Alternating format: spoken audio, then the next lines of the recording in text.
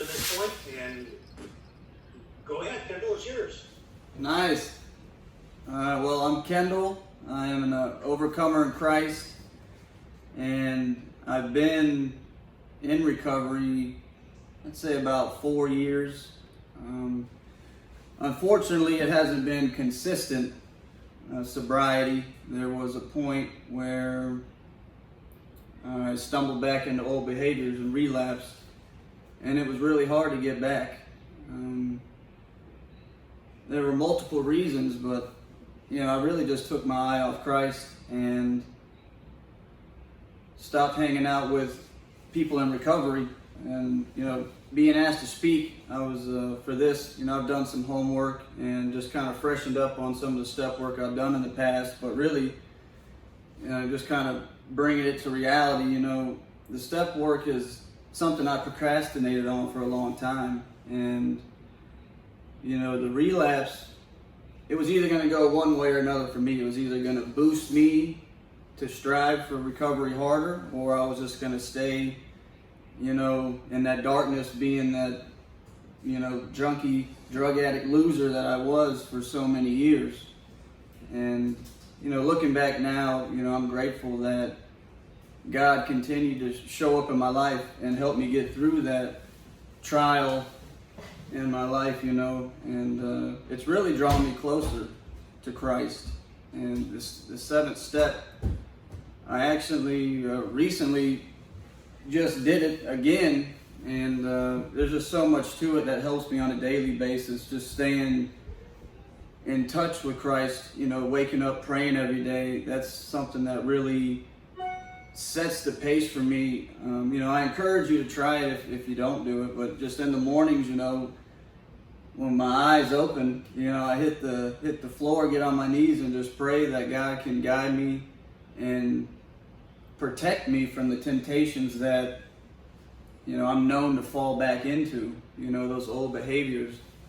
And there's a prayer for the seventh step, but I also wrote my own too. It was kind of like a form of the work I did. It was almost like a letter to God, and it comes in handy to have it around to read it, not a daily basis like it should be. I mean, usually I get lost in some other paperwork in the office, but stumbling upon it, it's just a quick reminder, that I need to confess my sins, and I have to it's kind of weird. I don't really comprehend a lot of the stuff I read, and people can talk to me and I'll get bits and pieces. I don't know if it's from using too much and kind of burning some brain cells or not, but I have to actually, if I hear a word, I have to actually look up the definition of the word. And for step 7, humbly asked him to remove our shortcomings. The first one's humbly, that's just the way my brain's like. What does humbly even mean? And not proud or arrogant.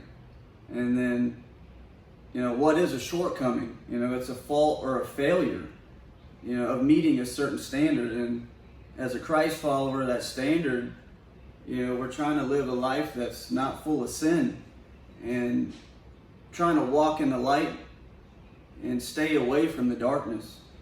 So that was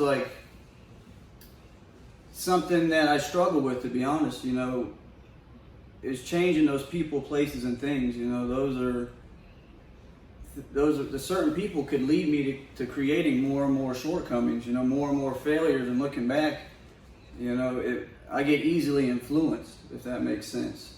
And I've got one of the most recent things would be lust. I'm living a life of abstinence right now until we get married. We're only engaged, but we have a child. So that alone right there is a shortcoming that I got to pray about and, confess about, having a child out of wedlock. And it's something that was weighing on us, like when we would walk in a church and when we knew we were living in sin, like intimate the night before coming in, so we would just agreed on celibacy, just as one to let go of another failure in order to right some wrongs, and social media for me, it was like, if you're on Facebook and you click that little story button, it's just like there's nothing but temptation that keeps popping up. And for a while, like I would like, if it's a woman picture, I'd like it, and I was like, man, I don't have to like those pictures. I don't have to feed into that. I've got a beautiful family and beautiful future wife, and it's just like, man, how easily I can fall into the deception, fall into the trap. It's like, I got to be aware that, this is Satan's earth, and I got to keep my eye fixed on Christ, or I'll become part of the problem. I believe that you can either be a solution for people, or you can be a problem for people. And stepping into the light from the darkness, that's what we're called to do, right? Is be a beacon of light for those that are lost in the darkness. And if my actions don't look like a man that's working a program of recovery,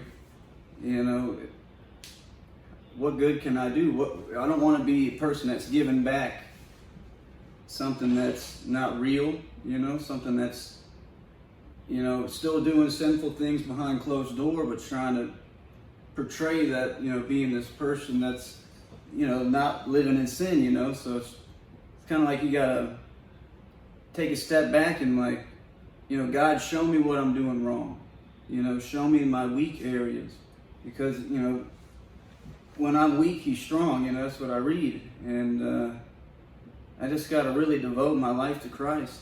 And, I don't do it perfectly, but that's kind of the leverage with prayer, is getting back on track just by connecting to the higher power, and asking for forgiveness. Ask Him to change my heart, my way of thinking, and guide me and protect me, like use me to do His will, open doors, protect my family. And it's really cool recovering in Christ, because in the meetings, Christian 12-step recovery in Christ, we get to share our testimony, and we're able to say Jesus without there being any remarks or somebody like having something to say. Obviously when I do the AA meetings and the NAs, I had to learn how to speak in different fellowships, but there is a freedom of being able to just let everybody know that Christ is the one that saved you, and I want to read one of my prayers. It was, Dear God, I humbly stand before you, ashamed of my failures. I'm acknowledging all of my sin, and I ask for forgiveness. I pray that you show mercy on me and give me the wisdom and understanding to think differently. I ask that you change my heart. I pray for guidance and protection from the temptations of the world that have trapped me in my sinful ways before. So I just gotta kind of be aware of my surroundings, Basically anything I do now is recovery related, and it has to be. I can't hang out with old people, places, and things, because not many people are gonna respect your recovery, like going to family gatherings and things like that. It's important for me to keep my distance and not try to fall back into old behaviors, because I know what waits for me. Even though God has always shown grace and mercy and unexplainable miracles have taken place in my life, I can't just tiptoe and play around with the dark side, because I know that I can fall back into it. But even as a kid, I remember I'd do something wrong, do something illegal. For instance, I think I was smoking a cigarette, and I threw the cigarette butt into the tall grass, and there was tons of bagged up leaves. Anyways, next thing you know, all the baseline is basically on fire, and I'm running down the street. I remember I ran so hard I couldn't breathe anymore, and I literally dropped to my knees, and I cried out to God like, I'm so sorry, you know. And this was when I was young, like at the very beginning of me getting into that lifestyle. And I didn't get in trouble, you know, but there was that shame, that guilt. And that was kind of like made me realize that I believed in God, because I knew that I had made a mistake. And asking for forgiveness, it was almost like a foxhole prayer. And looking through my past, you know, I always went to that. I do something wrong, I get caught, and then there I am praying again. You know, if you get me out of this one last time, I'll change. Like I'll turn my will over to you. And that happened for decades. And but he always continued to show up, standing in front of a judge, looking at multiple years in prison, and the state saying you're definitely going, and somehow miraculously I'm walking out of the courtroom on probation. It's just like grace, undeserved favor that's always been there, you know. So I have to acknowledge my, you know, like it's almost like I'm making amends to God, if that makes sense.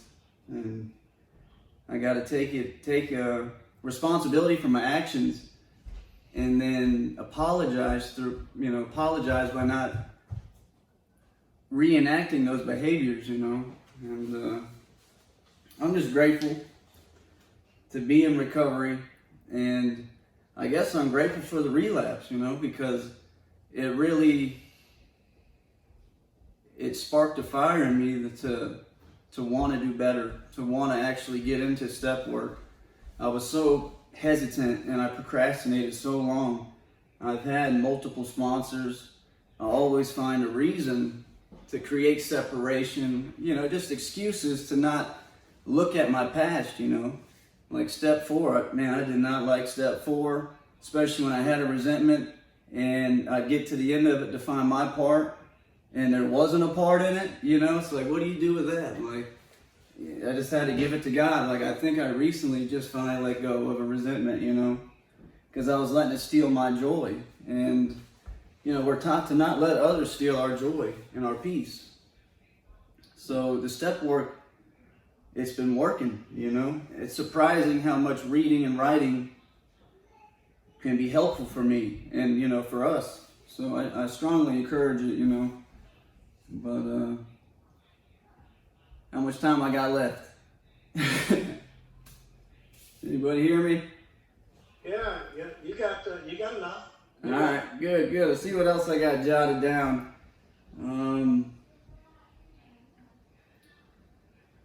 Yeah, the courtroom miracles, man. I'm just blessed to even be here. Like, I'm grateful because I never done a Zoom meeting, and it's awesome to see that people are still striving for recovery. People are still coming together, you know. And I've read and learned that, you know, one addict helping another is without parallel, and there's really no comparison, you know, because I've been through the rehabs, I've been through the halfway houses, and I've sat down with counselors, and nothing really worked for me other than talking with another addict, another person that's in recovery, that's striving to live a new way of life, you know, something that I ran from for decades. And, you know, the 7-step prayer is something that I should read more often, or even write a new one, update it a little bit. But it's really not too far from the original, you know. My Creator, I am now willing that you should have all of me, good and bad. I pray that you now remove from me every single defect of character which stands in the way of my usefulness to you and my fellows. Grant me the strength as I go out from here to do your bidding.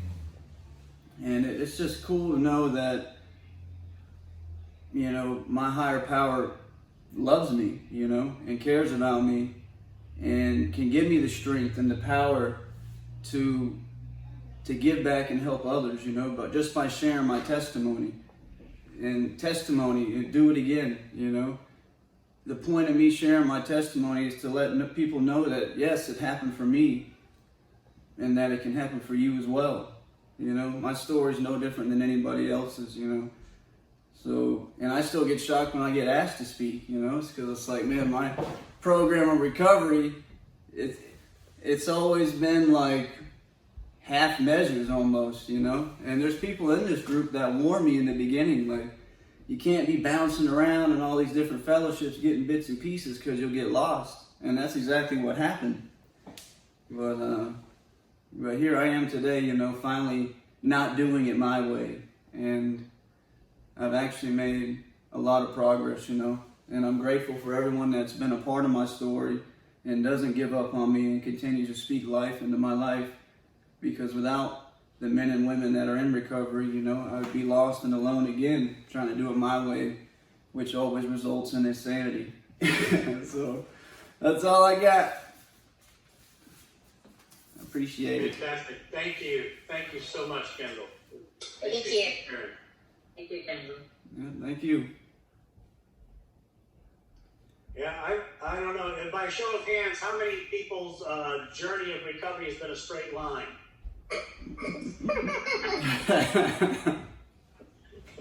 That's awesome. Okay, other than Pat. I was just late to my first meeting. Nice. Well, thank you, Kendall. We have a second speaker. This young man, I'm very glad he decided to join us and agree to speak. He was probably instrumental to helping me work the steps because really until I agreed to sponsor him, I had not worked the steps as thoroughly as I had to during the relationship of being a sponsor. So that was until he fired me and I promoted myself to spiritual advisor for him. But with that, I'd like to allow Noah to share part of his journey with us. Nice.